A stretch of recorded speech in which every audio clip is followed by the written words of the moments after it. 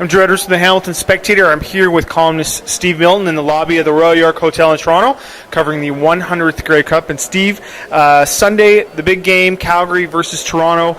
What do the Argos got to do to win it? Well, let's start with a couple smaller details, Drew, because it could turn into big ones. The first thing is get a better start. They had a one-play good start in Montreal, but generally they've been falling behind in the playoffs. And secondly, their short yardage has to be better. 5 times of 2 yards or less they've been stopped 3-on-1 series. It could have cost them against a better team.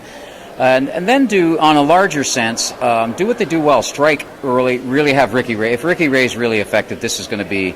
And don't forget, Ricky Ray's got a mental thing with Calgary, right? If he starts playing well, they're going to be thinking, oh, this is the Ricky Ray of his great Edmonton years. And the second thing is, stop bending so much on defense, because in a big game that can hurt you. I mean, yes, they've bent and not broken, but, somebody could... And that means not allowing Kevin Glenn to be the good Kevin Glenn. And you know more about that than I do. Well, let's talk a little bit about Kevin Glenn. I thought last week in the Western Final was the ultimate Kevin Glenn experience. Over 300 yards passing, 3 touchdowns, and a pick 6. And Ticats fans will certainly be familiar with that kind of stat line. When he's on, he can win a game for you, and he's also capable of making mistakes that will cost you the game.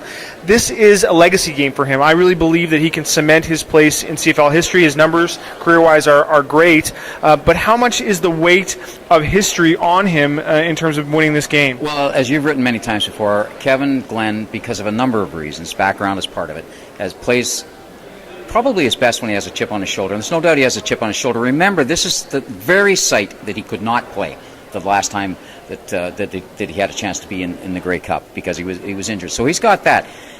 In most cases, he can use it as motivation, and I think the game will start with that chip on his shoulder, and I have to make my legacy as motivation, but it can become a huge weight, especially if things can start to go a little bit wrong or they get too far behind, because like Henry Burris, he presses when he sometimes too much, sometimes tries to do things that he shouldn't be doing at that time, and that's from pressing.